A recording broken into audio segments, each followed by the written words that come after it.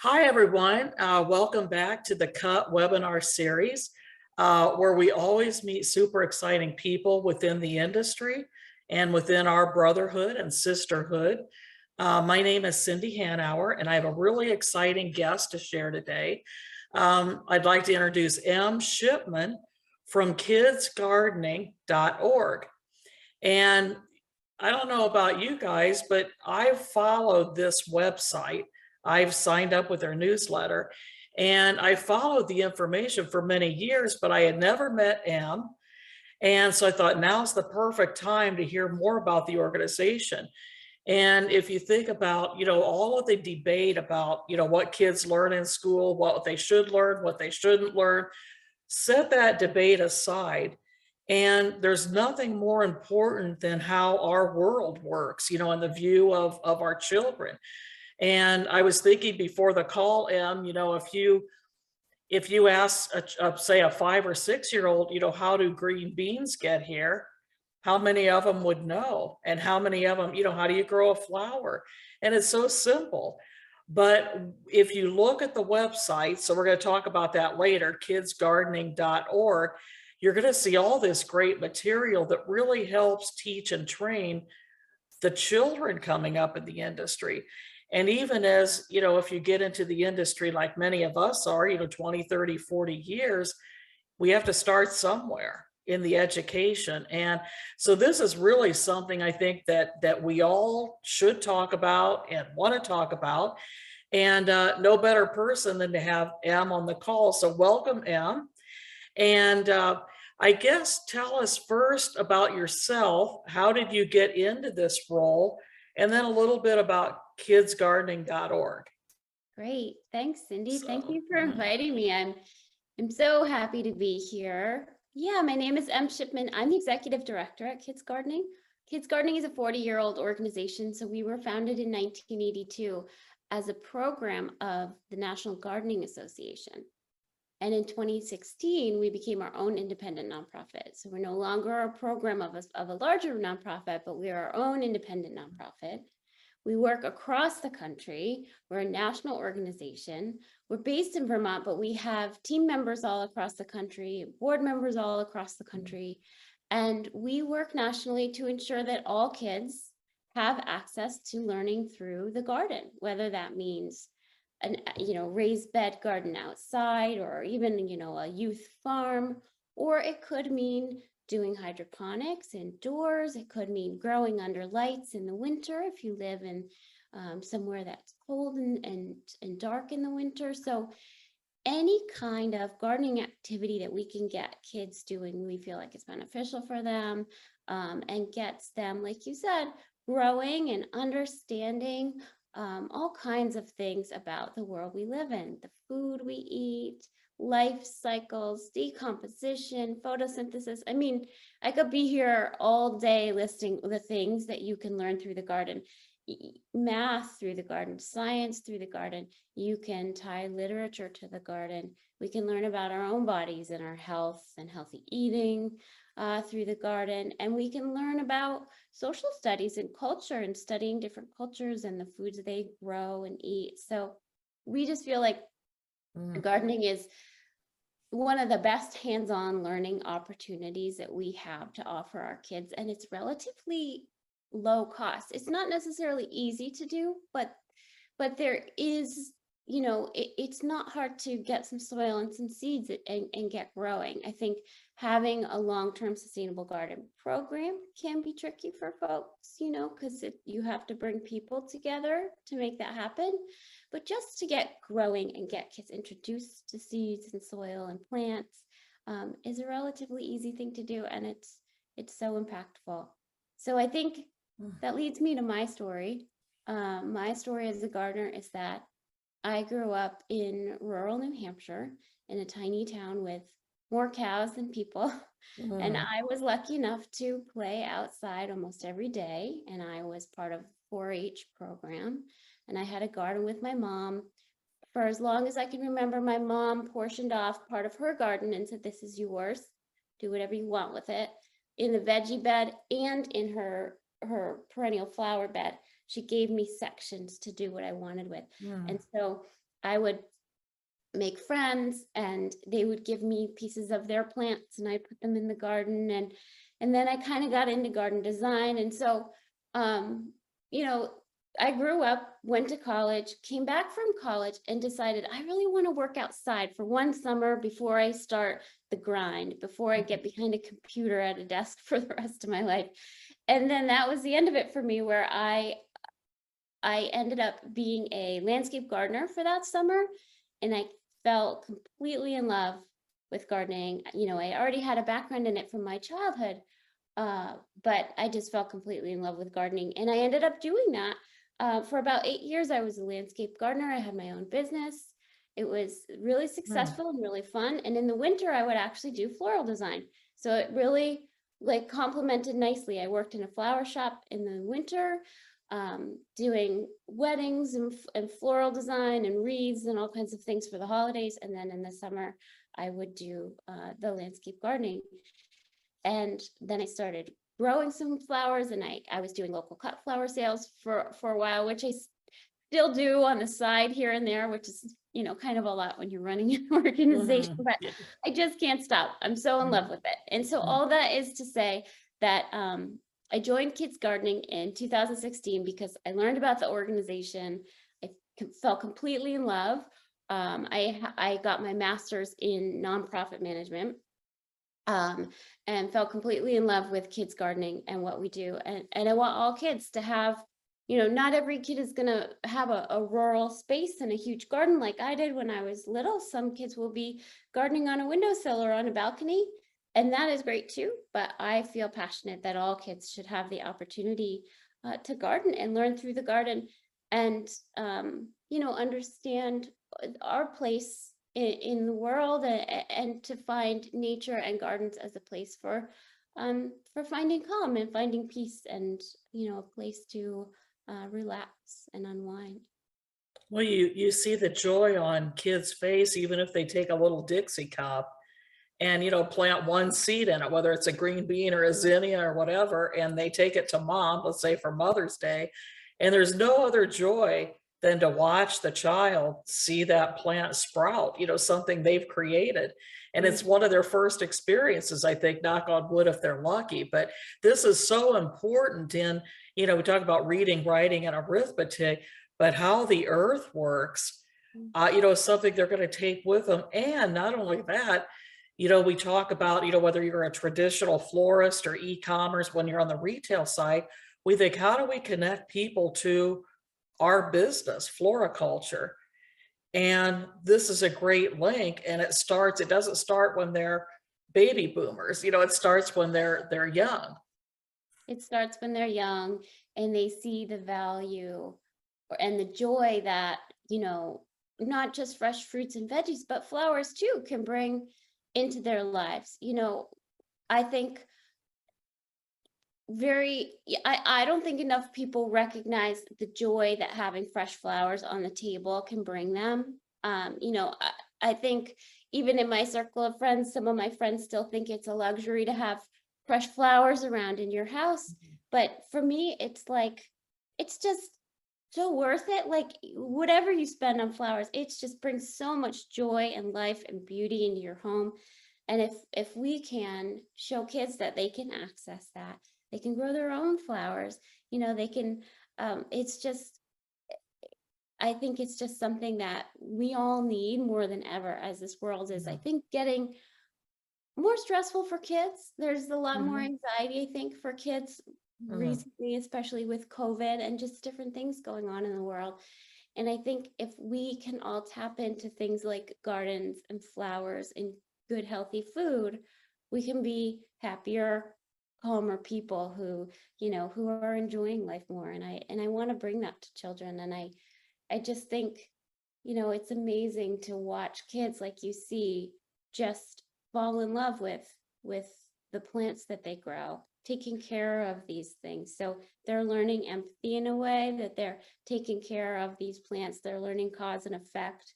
They see the plant is drooping, they give it some water and it's revived. You know, it's like a very good lesson in cause and effect. And it's a great lesson in caring for things, and responsibility. and it's kind of a low stakes way to introduce kids to that kind of responsibility. It's not a dog or something that, where if you don't feed it, or don't give it water, that's a really big deal. But a plant can go without water for a day, and then you water it, and you see the impact of that. So I think it's just this great lesson for children, also in growing responsibility and learning to care for things and learning to be a little more independent and self-sufficient. And I know my kids just love to eat anything that we bring in from the garden. I'm just thrilled with how many vegetables they eat during the summer, things that they wouldn't pick from the grocery store and they wouldn't touch if they hadn't seen it growing in the garden and been able to make that connection and feel excited and proud to bring that food in from outside and help me cook it. Just yesterday, I was cooking dinner and my son kept running in and out, grabbing more things from the garden and asking me to cook them. And trying to make a dinner that made sense. But I ended up with, some green beans and some broccoli and some apples that he had picked, like just trying to make him dinner from all the things that he was excited to bring in from outside. So it's wonderful to see them engage with their food and their surroundings in that way. Yeah, that's creativity. Well, I noticed in looking at your website, which I've done through, many times through the newsletter. And so our viewers are very familiar with Ball Horticultural, who's one of your partners. So I'm a member of the American Floral Endowment, and we actually did a tour. Unfortunately, my plane got canceled, but they did a tour at the Ball facility in Chicago. So great organization. So Ball Horticultural, National Garden Bureau, Diane actually spoke last year at Florey Expo and had a whole group that was on stage, and she spoke on Education Day, which, by the way, I'd love to invite you for next year. So I think this would be an awesome topic. But she spoke, and a great presentation as well. Of course, Scott's Miracle-Gro, in addition to others, but you've got a lot of great sponsors that I think really, and there's so many, I can't mention them all, but there's so many great ones, but those are the ones that I think this audience will be familiar with. But then, so how do you go about getting the word out? So you develop programs, and then you develop collateral, and then how do you connect with the users? Yeah. That's the hard part. And all the people or the organizations that you just mentioned are, not only sponsors, but are really good friends. And we feel like they're really champions getting behind the work that we're doing. Like Anna Ball is a wonderful human being, and we love working with Ball Horticulture. There's a fellow from Ball on our board of directors, and we've been working with Scott's Miracle-Gro for decades. So and Diane Blazek, of course, is wonderful. We collaborate with National Garden Bureau all the time. So I love the industry that we're in. I love, the floriculture, horticulture industry. It's full of great people who care about plants and who are passionate about plants and passionate about people and kids. But let me interject, which I think this is interesting, is, sometimes in our industry, the growers are profiled and the sellers, the retails are profiled. It's almost like you grow, we sell, you grow, we sell. But, looking at your list of partners, there's so many other people in this business that educate and collateral and as Ball, the breeding folks. And I think that's what brings to surface, it's not just the grower and the retailer, there's so many other people involved.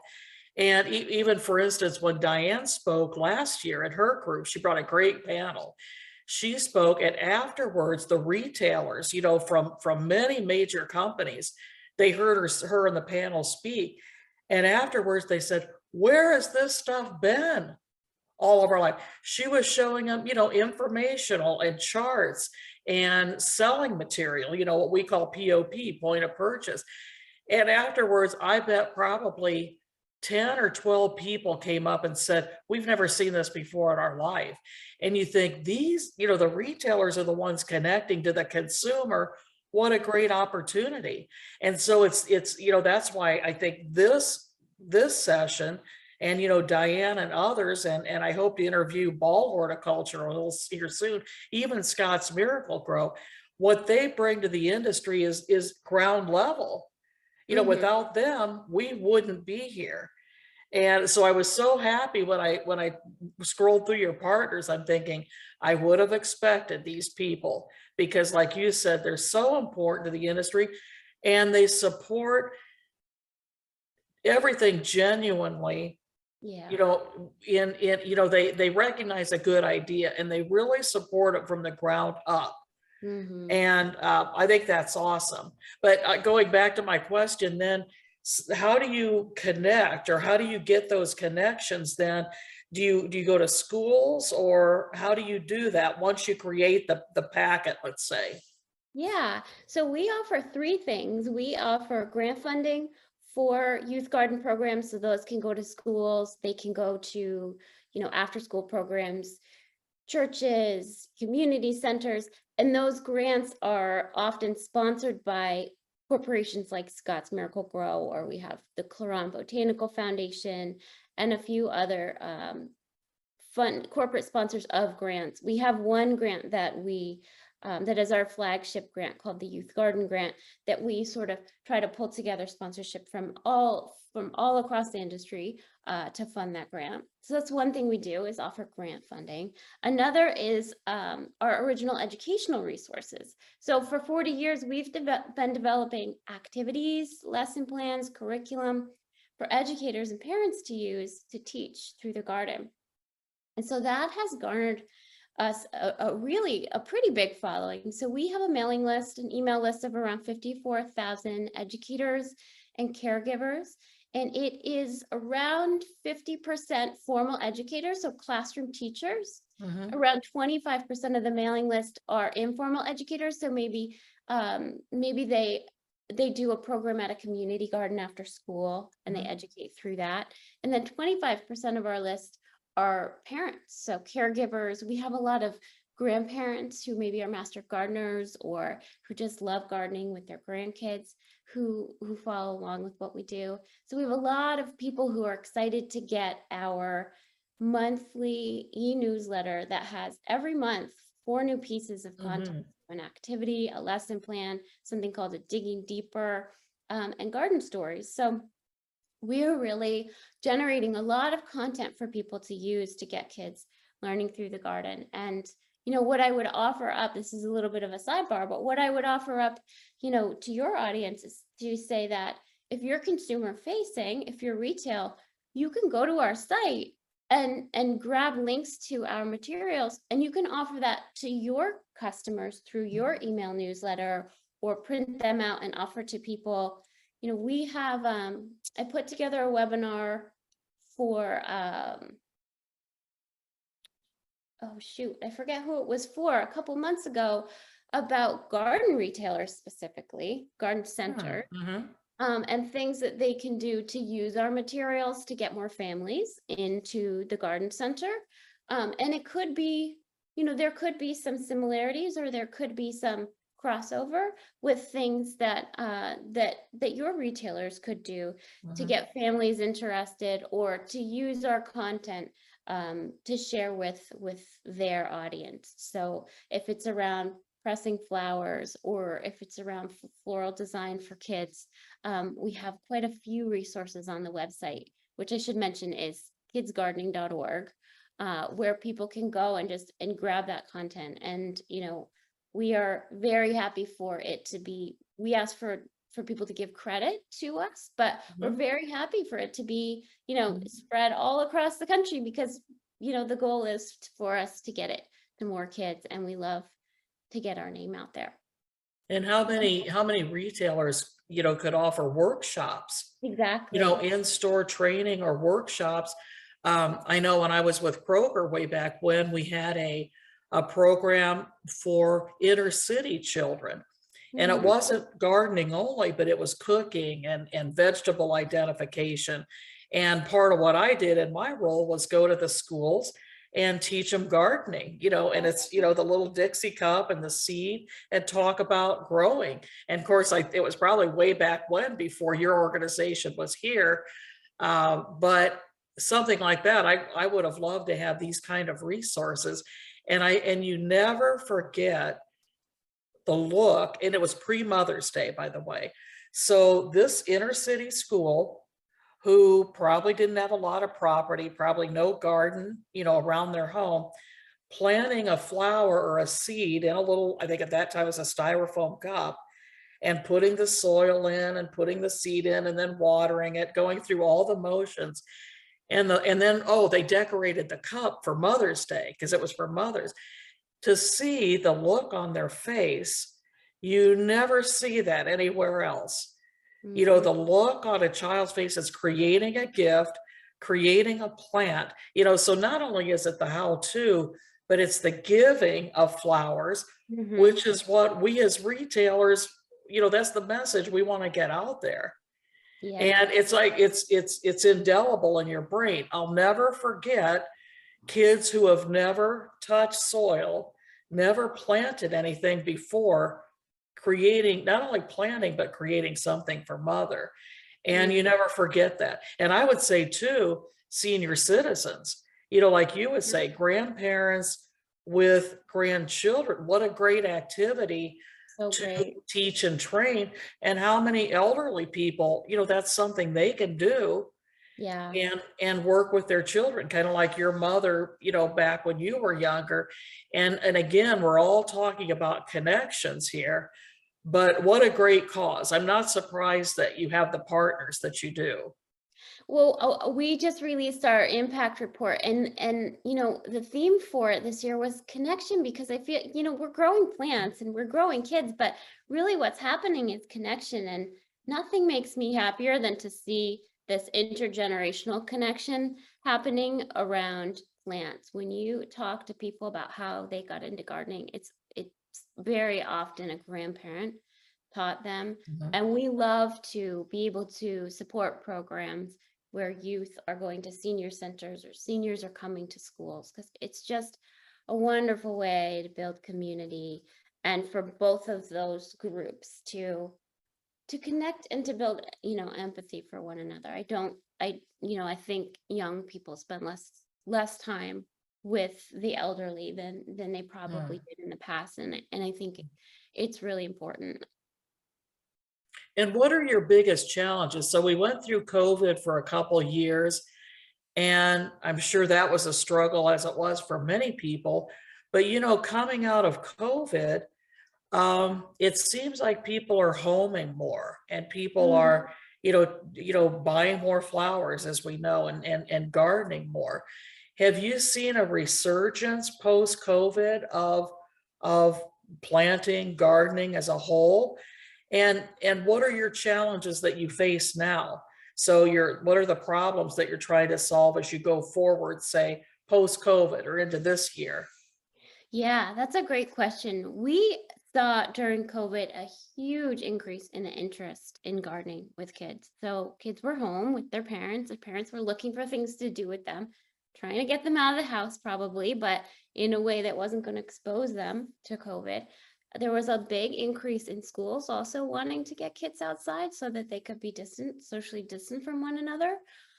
So we saw, you know, for about 12 months, we were seeing like 20% month over month increase in the downloads of our materials. It's really huge amount of interest, in our mailing list grew quite a bit.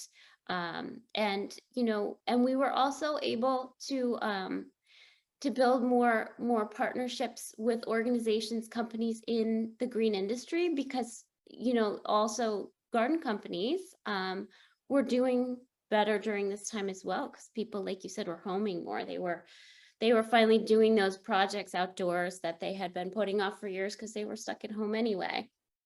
And people were working from home, and they were looking out the window at that, you know, garden that they'd been meaning Mm, to revamp for years. Uh, mhm.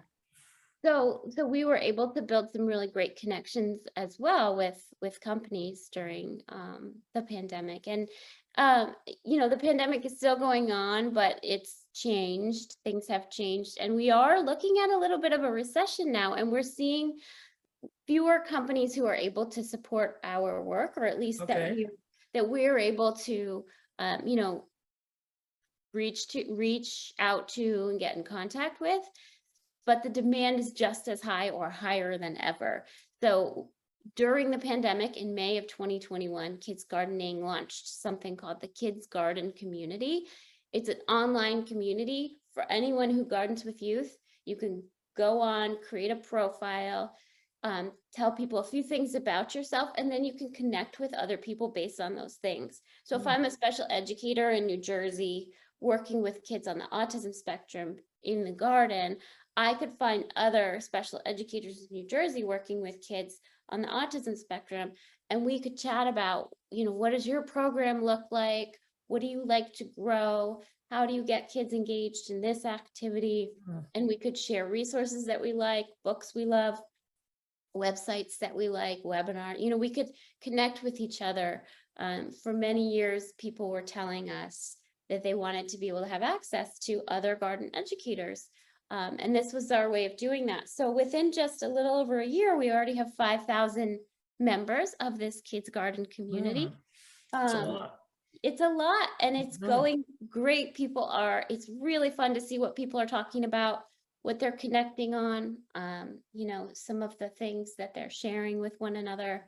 And we want to be able to continue to build that out for folks, and continue to, sustain that kids garden community. So what we're looking at right now is we're starting a campaign to raise the funds to be able to have regional sub-communities throughout the country. So to have 7 regions, and within those regions, we could hire somebody who could just part-time be the manager or the coordinator for that region, Mhm. and reach out to folks and talk about, here's what you can be planting now. Here are some funding opportunities that are local to us, or let's all get together at a regional gathering. Let's go visit these different school gardens. So people have been telling us for a while they'd really like to use the kids garden community, as a way to facilitate these in-person connections and more local and regional connections. And so we're trying to right now figure out how to do that for people. So we think that if we can continue to offer the grant funding through sponsorships, Mhm. and the educational resources, and then the peer-to-peer sort of connection and networking opportunities, then people who want to garden with kids will have that full suite of, resources that they need in order to do this well. The money, the know-how, and then the peer connections. We think that sort of makes a complete package of what folks need in order to garden with kids. Well, even or find a regional sponsor for, as Exactly. you break out regionally. So, imagine this: Home Depot sponsoring Central Florida, Yeah, I was just or gonna mention Lowe's. a Yeah, Lowe's or a Home Depot. yeah, They or used to have many. they used to have a garden grant program. They don't at the moment. They stopped doing that during COVID, but they're always very generous when garden programs want to come in and say, "Hey, could you donate some soil? Could you donate some lumber for a raised bed?" They're always very generous, and Mhm. it's great for people who are in a region to talk about that. They could say, "Oh yeah, the guy at the Lowe's in this town is always Mhm. willing to give you Yeah. lumber for your raised bed." Or the woman who works at the Home Depot in that city, is great, and she'll give you a gift card if you call every April or whatever it is. Mhm. Or Yeah. even supermarkets, Mm-hmm. because most of the supermarkets sell lawn and garden at a certain year. Early spring, out it comes on the patio. And imagine, Kroger in the Cincinnati area, or, I think that's where you're going to get a lot of connection, because this is kind of a community effort that I think would be greatly supported by the community that these businesses are in. And, you know, Yeah. you think supermarkets, or even it doesn't have to be a large garden center. It could be a local garden center that supports, you know, a certain regional area. And that person that goes around and as you say, is the liaison. Yeah. Yeah. As you're saying this, I'm getting great ideas for, yeah, I maybe know, I'm excited. maybe Yeah. there are supermarkets or retailers who want to sponsor the various regions, right? Like there's a Mhm. Pacific Northwest sponsor and there's a Midwest sponsor. I think Sure. that could be really exciting. And then, you know, they would be able to talk about the local impact, the regional impact that they're having, how many Mhm. kids they are reaching. So kids gardening, I haven't mentioned this. Kids gardening reaches 3.8 million kids across the country Mm. every year. You know, for every educator that we support, we're reaching a minimum of 22 kids, but usually it's much more than that. On average, the garden programs we support, you know, reach a few hundred kids because, you know, it's a school and the number of kids that can come through that garden. So, you know, if a grocer, let's say, was supporting Pacific Northwest and had a handful of states and all the educators in those states that they were supporting through the Kids Garden community, you know, that would be tens of thousands of kids Mhm. that they were supporting and getting these gardening opportunities. So I think that would be very impactful and also, you know, great to be able to communicate to their customers, I think. Well, even if they were, say they were a regional sponsor, but they could also cross promote with the walk-in traffic in their store, Mhm. because those customers are coming in to buy groceries, if you will, and so they could basically use that same material, if you will, to message to people that walk in the stores, because they're teachers that are in the store, you know, every sector of the community is in the store shopping. And Mhm. so it seems like that'd be really a good way to hook up the community with a retailer or somebody. And it wouldn't even have to be somebody that, you know, sells garden products. It could be, you know, a sponsor that just wants to sponsor this because it's a good cause. Yeah, you could sell flowers. I mean, Mhm. there's so many things relate to gardening, right? That you wouldn't have to sell garden products, like you said. It could be, you could be a florist or a grocer selling Mhm. anything that's, you know, any agricultural product. You know, there's a great connection there, and I think, you know, people want to be able to tell those stories of the impact that they're having on youth, and it's a wonderful story, and there are wonderful, you know, very heart pulling at the heartstrings photos of kids, you know, with big Mm. sunflowers or big zucchini out in the garden with dirty hands. Like it's a wonderful heartwarming thing. And you know, I think point of sale, like you say, you can tell a nice story there. Mhm. Mm. Awesome. Yeah. Well, thank you so much for your time, Em, and sharing this story. Again, I want to remind the audience, kidsgardening.org. Sign up for the newsletter. Every month, you're going to get some amazing graphics and information. And I don't have children, but even it excites me to read about it. And and I would call out to, you know, my friends on the retail side and also from the supply side. You know, what a great cause to start to connect people from ground up. And so I hope you can come to Flory Expo next year. I would love By the that. way, for anybody who's checking out this webinar, Flory Expo is returning on a new date, and I hope you'll join us. A new date, 2023, May 31st to June 2nd. And it's in a new location. It's not in Miami. It's in beautiful Fort Lauderdale at the convention center. So, Em, I hope you'll join us. The neat thing about Fort Lauderdale is everything's under one roof, the trade center, the trade show, and the hotel. So instead of being split up, you know, between 5 hotels, everybody's in one hotel. Suppliers, auxiliary folks, and the retailers are going to be housed in one hotel. So obviously that's going to be a really big blast. So mark your calendar, May 31st to June 2nd, Fort Lauderdale Convention Center. And I hope you'll join us, Em. And thank you guys, everybody who joined us for this webinar. I learned a lot. And Em, if there's any way we or myself personally can support, please don't hesitate. Yeah, So please go to the website. And if anyone wants to reach out to me directly, it's Emily S, because my name is M. Shipman. So Emily S at kidsgardening.org. Reach out to me if you have ideas for ways that we can work together, or if you want to let me know what you're doing with youth in your community. I love hearing about it. all right. Well, we'll sign off. Thank you, everybody, for joining us. And thank you again, Em. It's been a pleasure. Thanks, Cindy. Bye-bye.